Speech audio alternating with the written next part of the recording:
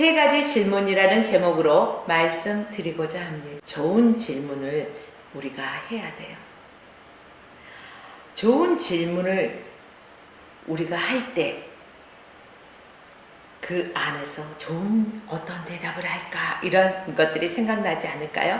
그래서 유대 랍비들은 교육 방법 중 한 가지가요, 좋은 질문을 권장하라, 이런 질문이 있습니다.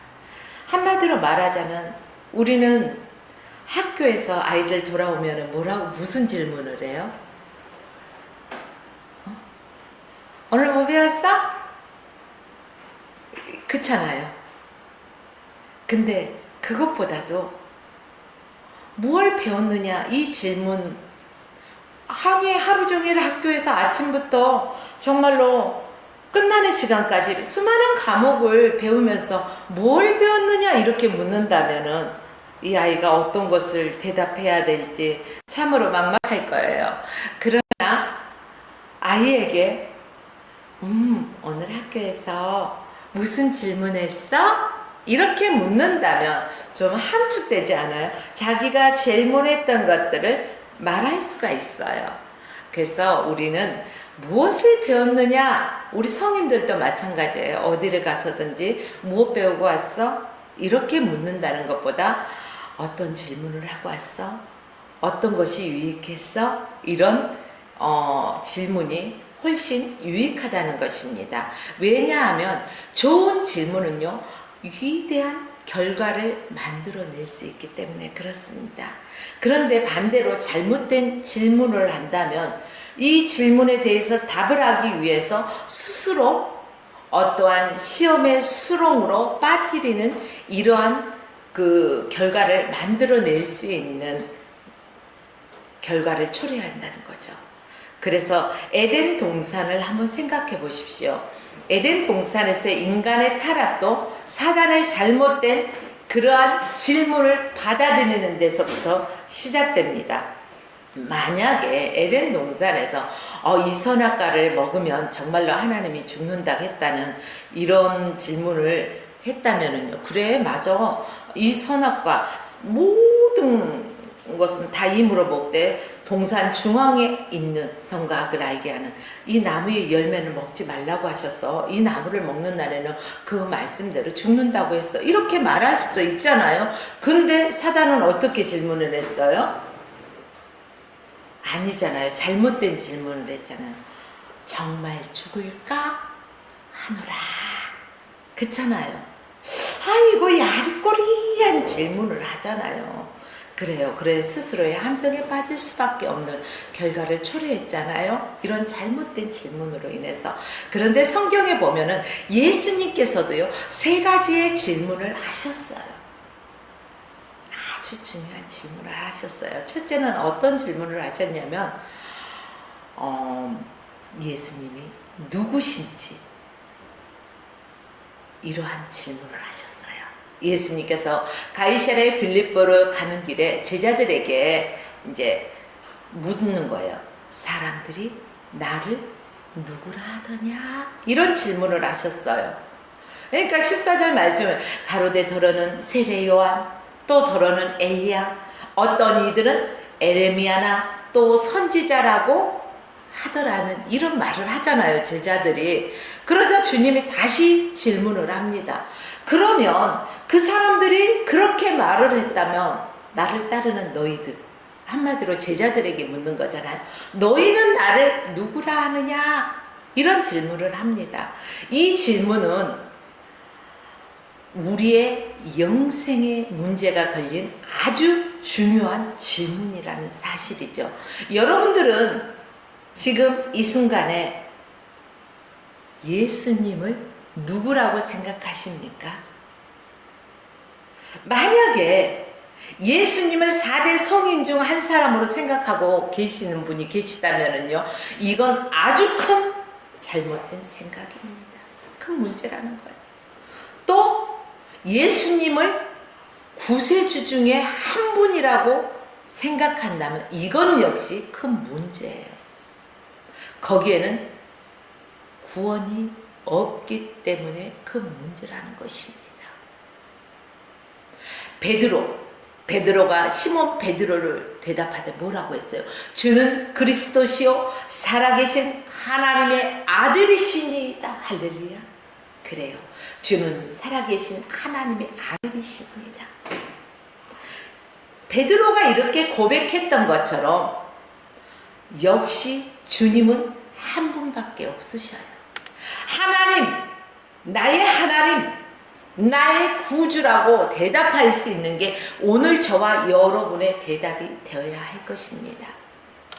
그러니 예수님께서는요, 바요나 시몬아 내가 복이 있도다 이를 내게 알게 하는 것은 혈육이 아니요 뭐라고 했어요? 하늘에 계신 내 아버지시라는 거예요.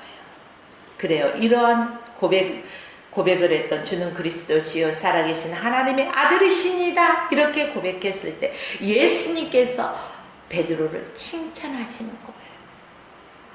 저와 여러분도 오직 예수만이 나의 구원자이시고 나의 삶의 유일한 분이시라는 것을 우리가 고백할 수 있어야 할 것입니다. 예수님이 나의 하나님이시고 나의 구주이시다는 것, 예수님 외에는 다른 어떤 구원이 없다는 것을 여러분들 확실하게 알고 또 우리가 대답할 수 있어야 한다는 것입니다. 두 번째는 예수님은 너는 나를 사랑하느냐? 누구에게 물으셨어요? 베드로에게 물으셨어요. 그런데 베드로에게만 물으셨을까요?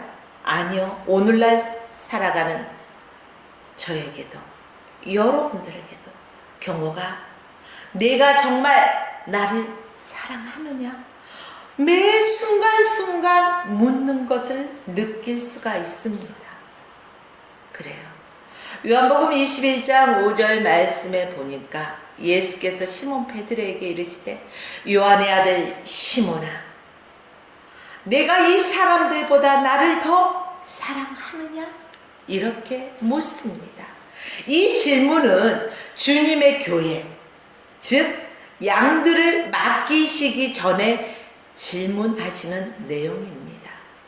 주님을 사랑하지 않는 자에게 어떻게 교회를 맡기겠어요? 어떻게 양들을 맡길 수가 있겠습니까? 그렇기 때문에 맡기기 전에 항상 이러한 질문을 하시고 또 확인하신다는 것입니다. 주님은 베드로에게 한 번 물으셨습니까? 아니죠. 몇 번 물으셨죠? 3번을 물으셨습니다.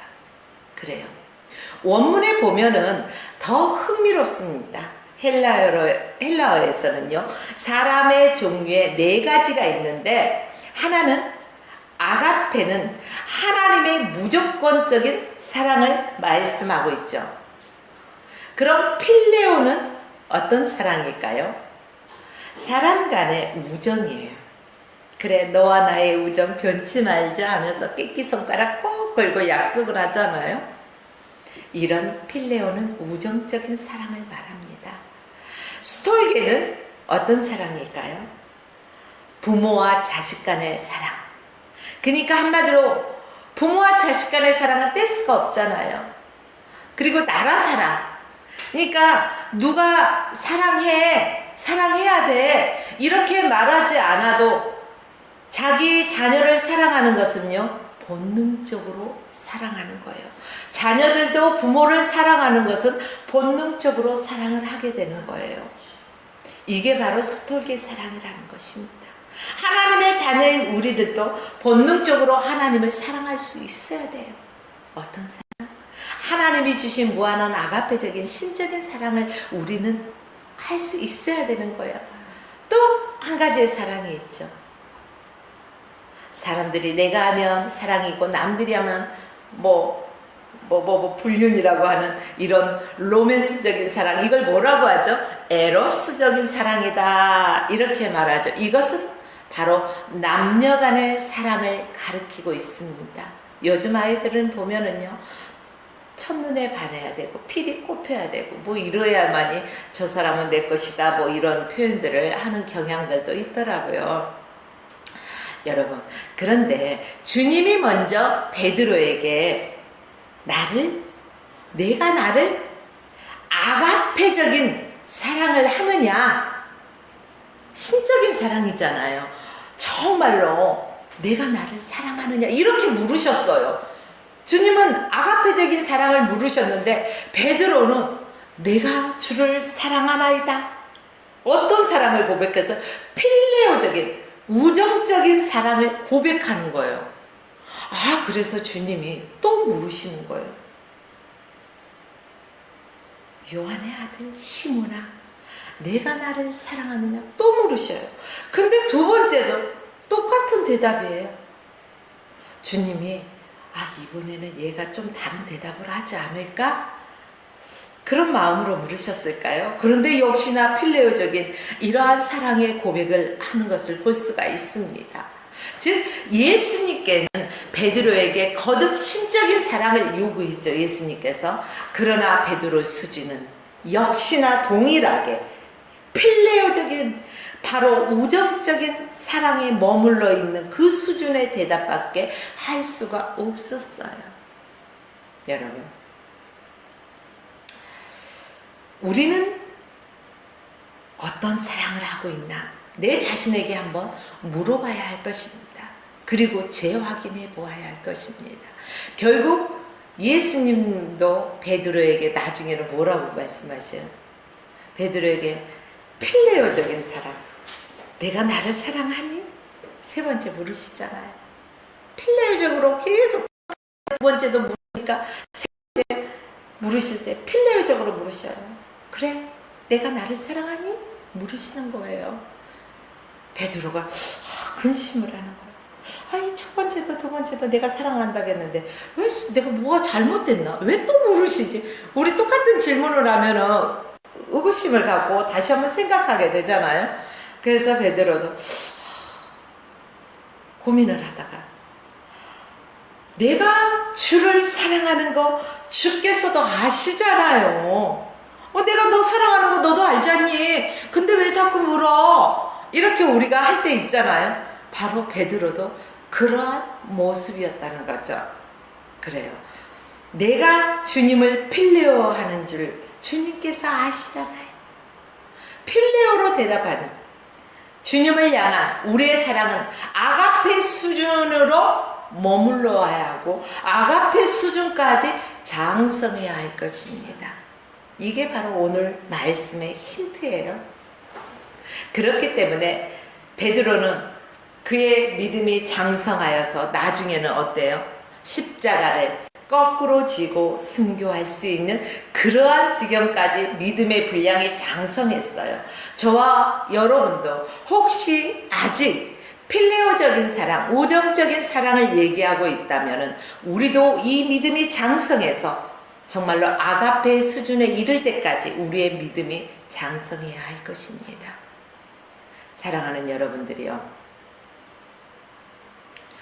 이처럼 우리가 진실로 그리스도의 신부라면, 맞죠? 남자와 여자가 둘이 한 몸이라고 한 목사님 그렇게 말씀하시더라고요. 예수님은 나의 신랑 되시고 나는 그분의 신부. 그쵸? 그렇기 때문에 내가 그리스도의 신부라면은 오직 주님 한 분 외에 다른 어떤 것도 믿어서는 안 된다는 거예요. 남자와 여자가 결혼을 해서 바람을 피우면 돼요? 안 돼요? 안 되잖아요. 우리가 예수님의 신부이기 때문에 다른 어떤 믿음의 대상을 찾아서는 안 된다는 거예요. 오직 예수 그리스도로 말미암아 내가 사나 죽으나 주의 것이로다. 이러한 고백이 넘쳐나야 된다는 사실입니다. 오직 주님 한 분 외에 다른 것, 그 어떤 것들 사랑해서는 안 될 것입니다. 많은 사람들은 또 세상에서는 아주 그럴듯한 것들로 아주 미혹합니다. 정말 보암직도 하고 먹음직도 하고 뭐 그런 것들로 미혹해야지 뿅 가지 않겠습니까? 세상 말로. 그저 그런 것으로 하면 하이 그까이 거 뭐 그러잖아요. 그러듯이 정말로 우리에게 어떤 것들로 정말로 미혹한다 할지라도 뿅 갈 수밖에 없는 그러한 것도 우리가 과감하게 물리치고 오직 예수 그리스도 한 분만 바라보고 십자가의 폿대를 향하고 믿음의 본 대신 예수 그리스도만 바라보고 우리가 직진해서 롱런 달려나갈 수 있는 저와 여러분들의 삶이 되어야 할 것입니다. 그래서 우리는 그리스도의 사랑 안에서 우리가 거해야 합니다. 그리스도의 사랑 안에 거하는, 또 그리스도만큼 자라나는 믿음의 분량까지 장성해야 돼요. 그렇게 되기 위해서는 우리가 예수 안에 붙어 있어야 돼요. 붙어 있어야 되겠죠. 그래요. 포도나무에서 가지가 꺾여지면 그 땅에 버려져요. 말라지고 버려지고 사람들에게 밟힐 수밖에 없어요. 그러나 그 가지가 나무에 꼭 바람이 불던 비바람이 쳐도요, 천둥 번개가 쳐도 가지가 나무에 꼭 붙어 있으면, 견디고 나면은 좋은 열매, 많은 열매, 풍성이 맺으리, 그렇잖아요. 이러듯이 우리가 예수 안에서 거한다고 할 때 예수 믿는다고 환난 풍파 없습니까? 아니요. 예수를 믿는다 할지라도 환난 풍파는 있어요. 왜요? 광야 같은 세상에, 우리가 이 땅에 살아갈 때는 광야 같은 세상에서 살아가기 때문에 문제가 없을 수는 없어요. 그러나 이 문제 속에서도 예수님을 붙잡고 떨어지지 않기 위해서, 그 포도나무 가지가요, 정말로 비바람을 피하면서 그 태풍이 불어와도 나무에 꼭 붙어 있듯이 우리도 어떠한 문제 속에서도, 환난 속에서도, 근심 속에서도 주님을 꼭 붙잡고 나아간다면 우리는 그 어려움을 통과하고 나서, 아, 그땐 그랬었지, 지나고 보니 하나님의 은혜였어, 모든 것이 은혜였어, 하나님의 은혜였어, 나의 나된 것은 내가 잘나서 된 것이 하나도 없다는 그러한 고백이 내 안에서 넘쳐나게 된다는 것입니다. 이게 바로 우리 그리스도인들의 모습이에요. 장성한 믿음의 분량에 나아가는 그러한 코스라고 해도 되겠죠. 그래요. 우리는 그렇기 때문에 항상 예수 안에 거해야 됩니다. 왜? 그리스도인의 신부이기 때문에. 오로지 신부는 신랑을 바라봐야 돼요. 신랑 되실 예수 그리스도만 바라보고 믿음의 경고에 서서 나아가시길, 모든 승리자가 되시길 주의 이름으로 축복합니다. 또한 고린도전서 6장 22절 말씀해 보니까, 만일 누구든지 주를 사랑하지 않으면 저주를 받을지어다. 어우, 무서워. 등골이 오싹하는 말씀이에요. 무서운 말씀이에요. 우리가 단어 그대로를 한번 생각해 보세요. 저주라는 단어는 좋은 거예요, 나쁜 거예요? 무서운 단어예요. 그러나 반대로 축복은 어때요? 좋은 단어예요. 많은 사람들로 하여금 미소를 짓게 합니다. 행복하게 만드는 것입니다. 그런데 주를 사랑하지 않는 것, 그게 바로 죄예요. 예수 그리스도를 믿지 않는 것, 그게 바로 죄라는 거예요. 내가 어떤 것, 남의 것을 훔치거나 욕하거나 뭐 살인하거나 이런 것만 죄가 아니라는 거예요. 이 예수 그리스도를 믿지 않는 것도 죄라는 거예요.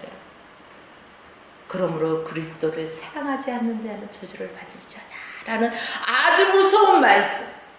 여러분, 오늘 이 말씀이 내 안에서 내 심령과 부딪히는 분이 많이 있을 줄로 압니다. 이 말씀이 부딪히면 왜 그래? 왜 저런 말씀을 해? 축복의 말씀만 하면 되지. 이렇게 생각하지 마십시오. 내 믿음의 현 주소를 다시 한번 점검하라는 말씀입니다. 그리고 내가 어디에서 믿음이 떨어졌나 빨리 확인하고 다시 회복하라는 말씀입니다. 우리가 무엇이 이뻐서, 무엇이 잘나서 하나님의 아들 예수 그리스도 하나님이시면서 신성을 지니시면서 인성을 지니시고 이 땅에 오셔서 우리의 죄값으로 죽으시기까지 하시겠어요? 우리의 죄값을 지불하기 위해서 사망 권세 이기시고 부활 승리하셔서 영원한 하늘나라 천국 백성 만들어 주셨잖아요. 그리고 이것에 대한 어떤 대가를 요구하셨나요? 금은보화 가져와 말씀하셨나요? 아니잖아요. 다만 예수 그리스도를 믿는 자에게 너와 내 집이 구원을 얻으리라 이 말씀을 주신 거예요. 그러므로 우리는 그 어떤 것도 사랑하지 말아야 되고 오직 예수 그리스도 한 분만 사랑해야 된다는 것입니다. 여러분, 여기서 말씀하는 사랑이라는 것은 아가페적인 사랑, 아가페적인 사랑을 말씀드리고 있는 것입니다. 오해가 없으시길 바랍니다. 사랑하는 여러분들이요, 또 마가복음 12장 30절로 31절 말씀에 보면은 내 마음을 다하고 목숨을 다하고 뜻을 다하고 힘을 다하여서 누구를 사랑하라고요? 주 너의 하나님을 사랑하라. 둘째는 이것이니 내 이웃을 내 몸과 같이 사랑하라. 이보다 더 큰 계명이 없다는 것이에요. 그래서 십자가의 사랑은요, 완성의 사랑이에요. 하나님과 나의 사랑. 내가 목숨을 다하고 뜻을 다해서 하나님을 사랑해야 되는 거예요. 그리고 제가 여기 조금 상처가 났는데 아프더라고요. 눈물이 찔끔찔끔 나더라고요. 내 작은 상처에도 이렇게 아픈데 내 이웃의 아픔을 우리가 외면한다는 것은 그리스도의 사랑이 아니라는 거예요. 십자가의 그 수평, 이게 바로 오늘 말씀과 같이 마가복음 12장 31절 말씀처럼 내 이웃을 내 몸과 같이 사랑하라. 이 아팠을 때 아픔, 내가 나를 사랑하니까 아프잖아요. 내 이웃의 아픔도 함께 내 이웃이 아파하거든 함께 아파할 줄 알고, 내 이웃이 슬퍼하거든 함께 울어줄 수 있어야 되고, 내 이웃이 기쁜 일이 있을 때는 함께 기뻐할 수 있는 우리가 되어야 된다는 것입니다. 그래서 하나님의 사랑과 이웃 사랑이 이렇게 십자가가 되어지는 이러한 사랑이 우리에게 넘쳐나야 된다는 것입니다. 우리는 그리스도의 신부이기 때문에 이런 사랑을 해야 된다는 거예요. 우리가 맡은 사명, 우리가 맡은 그 그리스도의 일꾼이잖아요. 우리는 그리스도의 일꾼이기 때문에 주님을 그 누구보다도 먼저 사랑한다라고 고백해야 합니다. 오늘 여러분에게 주님은 이 말씀을 듣는 여러분들에게 정렬아, 내가 나를 더 사랑하느냐? 성나, 내가 나를 더 사랑하느냐? 경호가, 내가 나를 더 사랑하느냐? 이렇게 여러분들 각자의 이름을 부르면서 주님이 묻고 계십니다. 이때 우리는 머뭇거리지 말고 조금만 생각해 봐야 되겠는데요. 이래서는 안 된다는 것입니다. 아멘 주여, 내가 주를 사랑하나이다. 주는 그리스도시요 살아계신 하나님의 아들이십니다. 나는 주의 신부입니다. 예수님은 나의 신랑이잖아요. 그런데 내가 그 무엇을 사랑할 수 있겠어요? 주님 한 분이면 나는 족합니다. 주님 사랑해요. 이러한 고백이 오늘 우리에게 넘쳐나야 할 것입니다. 마지막 세 번째, 예수님은 얼마나 감사하느냐고 묻고 있어요. 우리에게 수만 가지를 주셨어요. 그런데 우리는 감사하지 못하고 살아갈 때가 얼마나 많아요. 우리에게 없는 것들만 자꾸 찾아가지고 불평하고 원망할 때가 얼마나 많냐고요. 이미 주신 복을 세워보아라. 주신 것을 세워보면 많아요? 적어요? 많잖아요. 헤아릴 수 없는 만큼 많아요. 그래서 하나님의 사랑은 하늘 그보다 넓고 바닥 그 깊이보다 더 깊고 우주 그보다 더 넓은 하나님의 사랑, 그 하나님의 사랑을 우리가 다 기록할 수가 없어서 성경에 다 기록할 수가 없어서 성경 66권으로 함축한 거잖아요. 이 하나님의 사랑을 우리는 다 받았어요. 그러면서도 우리는 감사하지 못하고 불평할 때가 얼마나 많이 있습니까? 지옥으로 끌려가는 그러한 죽을 수밖에 없는 영혼들을 하나님이 사랑하셔서 내가 너를 지명하여 불렀나니 너는 내 것이라. 내가 모태에서 조성되기 전에 내가 너를 지었나니 너는 내 것이다. 이렇게 하나님께서 선택하시고 지명하여 불러주신 나는 하나님의 자녀이기 때문에 우리는 하나님께 감사해야 될 것입니다. 우리는 죽으면 끝이 아니라 돌아갈 본향이 있어요. 그 본향, 아버지가 계신 곳, 내 아버지 하나님, 아버지, 그분이 계신 곳, 영원한 천국, 그곳에서는 결코 죽음이 없고 아픔도 없고 슬픔도 없고, 이러한 곳에 영원한 천국에서 누릴 수 있는 이러한 천국 시민권까지 우리에게 허락해 주셨어요. 그렇기 때문에 우리에게 어떠한 현재의 고난 좀 있다고 여러분 불평하지 마세요. 감사하세요. 감사는 또 다른 감사를 낳는다는 말씀이 있습니다. 누가복음에요 17장 17절, 아우 애우기도 좋죠. 17장 17절, 앞으로도 뒤로도 17장 17절. 그래요. 예수께서 대답하여 가라사대 10사람이 다 깨끗함을 받지 않았느냐? 그 9은 어디 있느냐? 문둥병자 10명이 주님 앞에서 고침받기를 원했죠.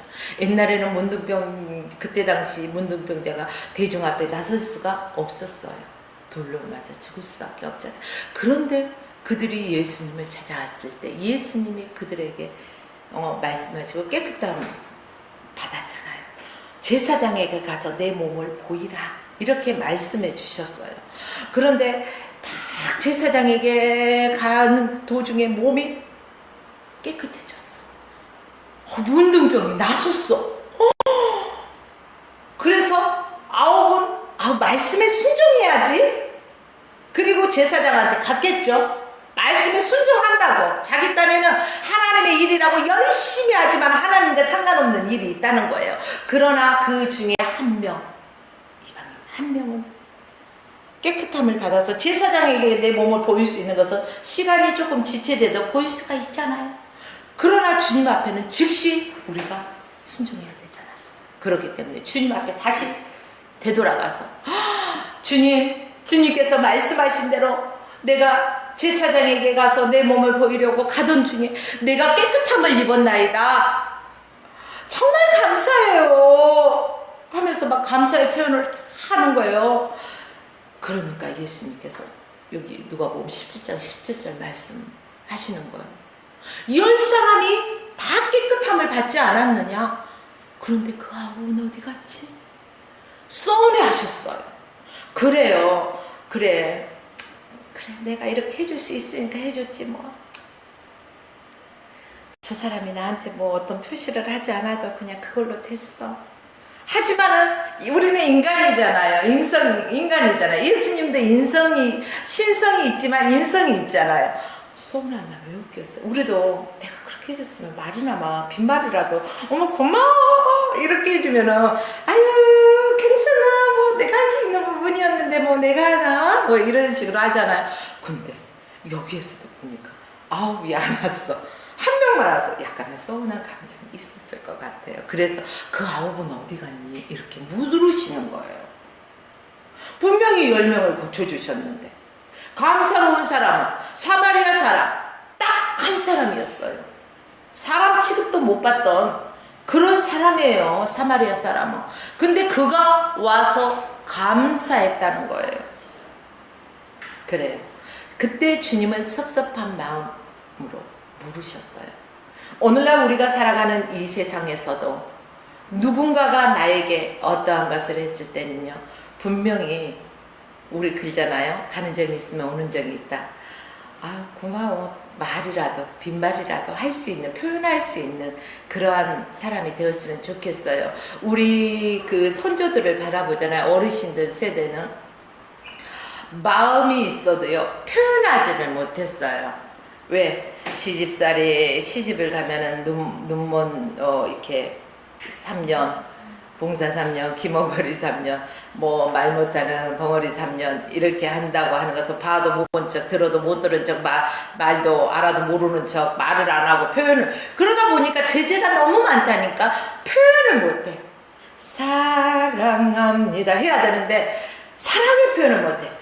여보 당신이 마음껏 깨쏟아지는 사랑을 표현을 해야 되는데 저 남자가 나하고 결혼을 하기는 했는데 사랑을 하는지 마는지를 모르겠어 도대체. 이러한 사람들 많았잖아요. 그래도 그냥 살아가지는 이런 모습이 아닌 우리는 표현을 해야 사랑하면은 사랑해 눈빛만 봐도 알 수 있잖아 알 수 있어요. 그러나 때에 따라서는요 저는 그렇더라고요. 여러분은 어쩐지 몰라요. 우리 남편 되시는 이 목사님이 눈빛만 봐도 나를 아유 사랑하는 걸 알아. 근데 때에 따라서는 이래요. 제가 왜 그럴까요? 말로 듣고 싶어서 알긴 알지만 그 표현을 해주는 걸 듣고 싶을 때가 있단 말이에요. 이처럼 사람은 표현을 해줄 때 표현을 할 수 있어야 돼요. 바로 이 사람들이 감사의 표현을 하러 다 같이 돌아와서 표현을 했어야 되는데 사마리아 사람 한 사람만 표현을 했기 때문에 예수님이 서운한 마음이 있었다는 거예요. 오늘날 저와 여러분도 마찬가지예요. 그러니까 사랑하면 사랑한다. 누구한테 조금 서운한 감정이 있었으면은 마음 상하지 않게 전에 있잖아 이렇게 해갖고 내가 그때 조금 많이는 아니고 아주 조금 서운했었어. 근데 지금은 괜찮아. 이런 식으로라도 표현할 수 있어. 그랬었구나. 어머 그때 이런 의미였었는데 어머 오해가 있었네 하면서 풀어지면은요 오히려 더 좋은 관계가 될 수도 있어요. 이렇듯이 우리는 항상 표현 특히 감사의 표현을 합시다. 서운했던 것들은 조금 묵혀둬도 돼요.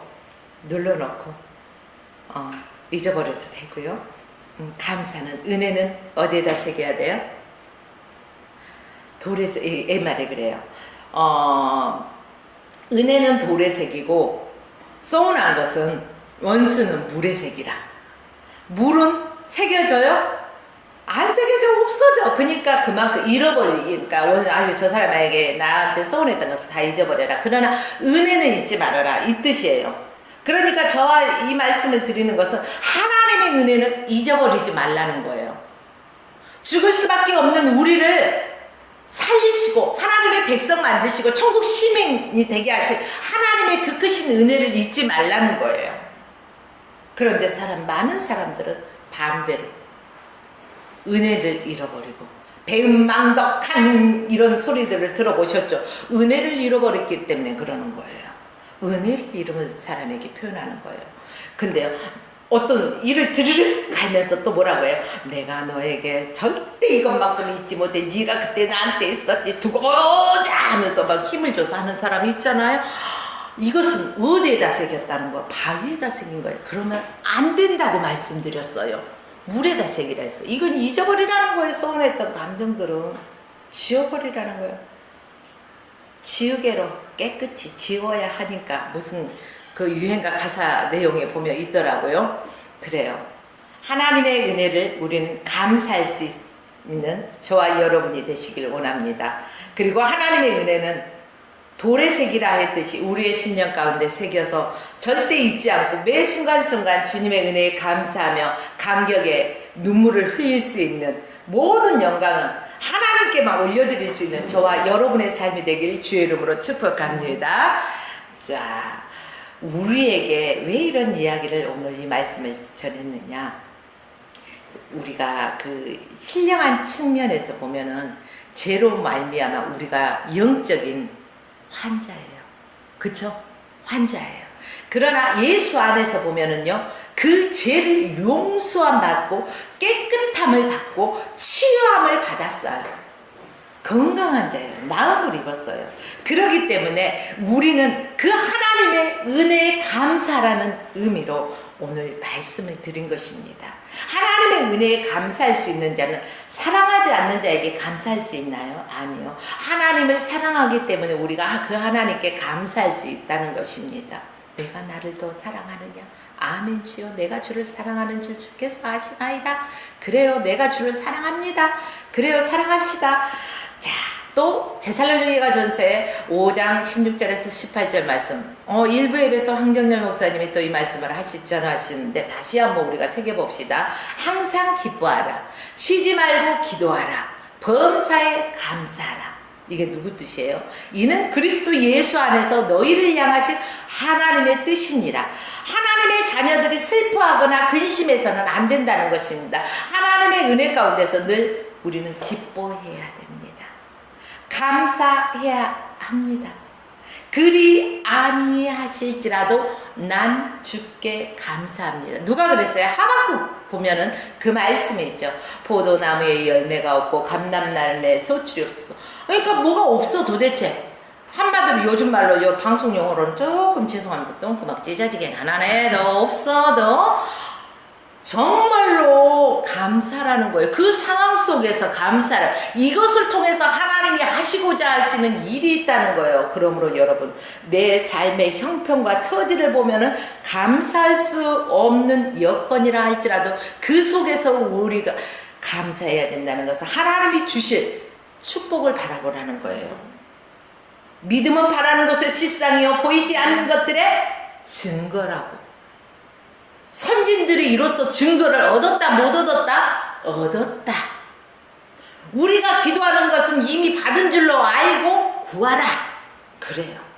그러므로 말미암아 저와 여러분들은 믿음을 가지고 주님 앞에 구하고, 그것은 이미 받은 줄로 믿고 하나님 감사합니다.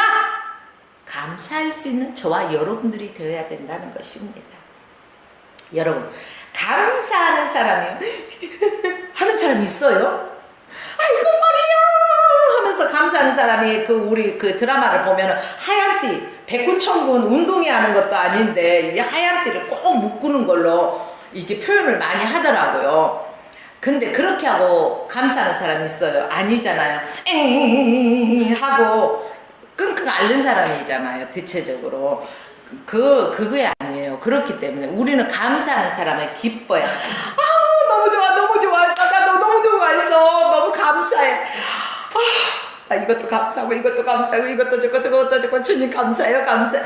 감사가 언제나 넘치며 은혜로 얼굴이 환해요. 성령의 충만한 모습을. 그래요. 성령의 충만한 모습이 있다면 우리는 늘 감사가 샘솟는다는 거예요. 그러므로 오늘 저와 여러분들은 날마다 그리스도 안에서 춤추면서 감사하면서 사는 우리의 삶이 되어지시길 주의 이름으로 축원하며 오늘 말씀을 마칩니다.